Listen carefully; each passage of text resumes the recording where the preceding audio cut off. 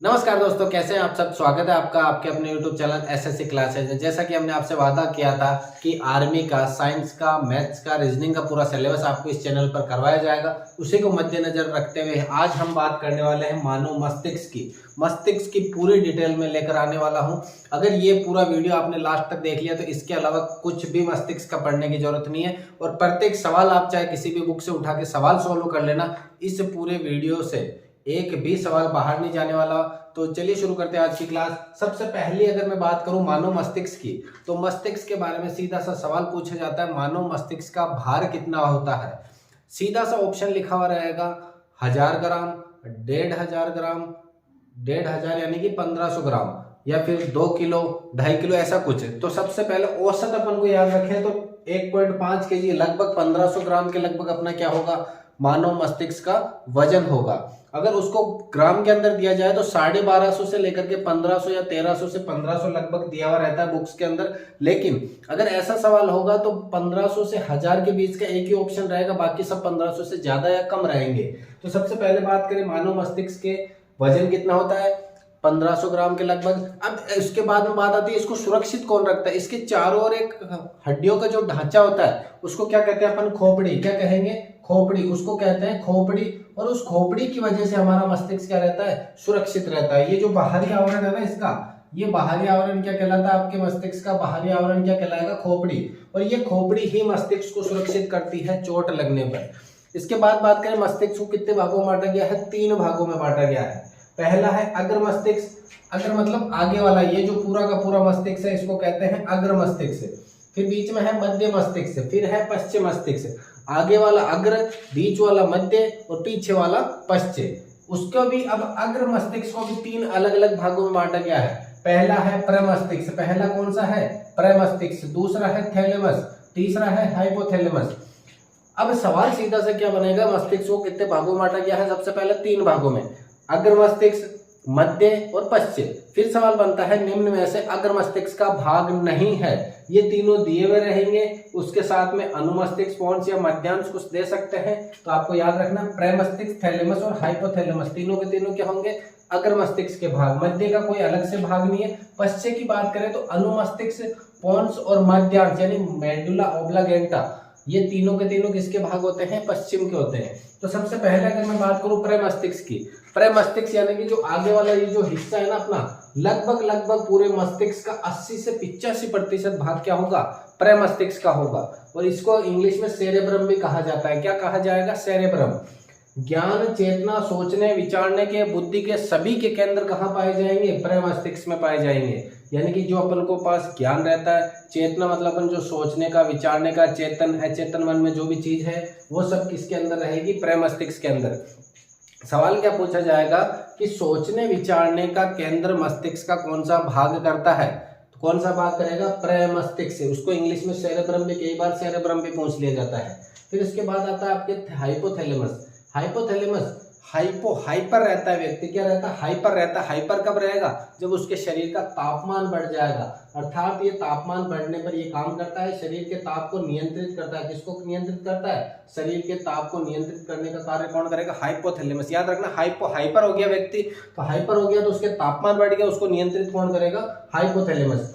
भूख लगती है हाइपोथैलेमस की वजह से, प्यास लगती है हाइपोथैलेमस की वजह से, ताप और निद्रा, ये जो अपन को आते हैं, नींद आती है, भूख लगती है, प्यास लगती है, सब किसकी वजह से लगती है, हाइपोथैलेमस की वजह से।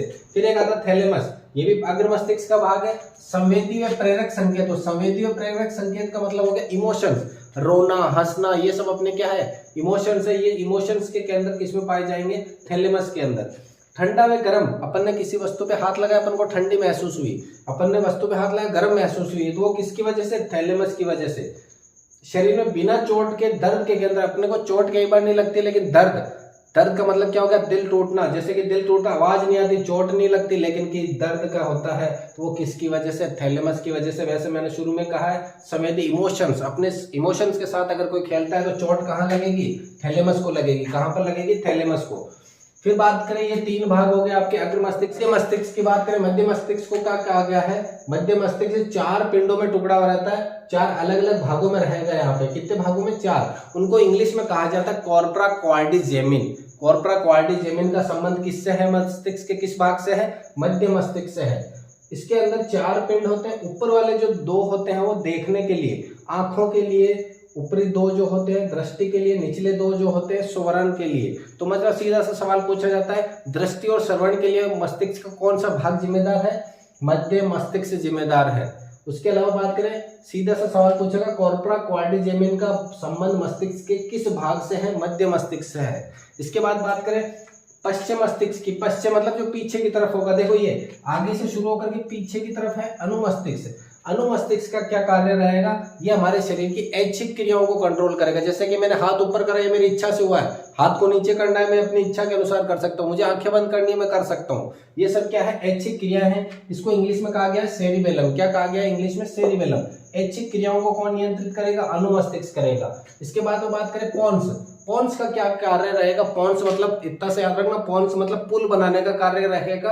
पुल बनाने का कार्य से मतलब है ये शरीर मस्तिष्क के सभी भागों को जोड़कर रखेगा। क्या करेगा? जोड़कर रखेगा। पोन्स का मतलब हो गया ये क्या करेगा? मस्तिष्क के सभी भागों को जोड़कर रखेगा। फिर लास्ट आता है आपके माध्यांश। माध्यांश को अपन कहते हैं मेडुला ओब्लांगेटा का संबंध मस्तिष्क के किस भाग से है? माध्यांश से है। ये हमारे शरीर की अनैच्छिक क्रियाओं को कंट्रोल करता है। अनैच्छिक क्रिया जैसे कि हार्ट बढ़ रहा है, अचानक से देखा अपन ने किसी को और हार्ट बीट बढ़ने लगी, ये सब किसकी वजह से? मध्यांश की वजह से। धड़कन, रक्तदाब, बीपी हाई हो गया, उल्टी आना, ये सब अपने कंट्रोल में कुछ भी नहीं है, तो ये सब किसकी वजह से होता है? मध्यांश की वजह से होता है। तो सबसे पहले बात करें मस्तिष्क के रिवीजन के तौर पे देखें, मस्तिष्क 1300 से 1500 ग्राम होता है। इसको 3 भागों में अग्र, मध्य और पश्चिम में बांटा गया। अग्र के 3 भाग है, प्रमस्तिष्क, थैलेमस और हाइपोथैलेमस। मध्य का कोई भाग नहीं है, लेकिन पश्चिम के हैं अनुमस्तिष्क, पोन्स और मध्यांश। सबसे पहले प्रमस्तिष्क की बात करें, 80 से 85% भाग होता है। ज्ञान, सोचना, चेतना सब कुछ किसमें होता है? प्रमस्तिष्क में होता है। फिर आता है हाइपोथैलेमस। हाइपर यानी व्यक्ति हाइपर हो जाता है। शरीर के ताप को कंट्रोल कौन करता है? हाइपोथैलेमस करता है। भूख, प्यास, निद्रा सब की जिम्मेदार कौन है?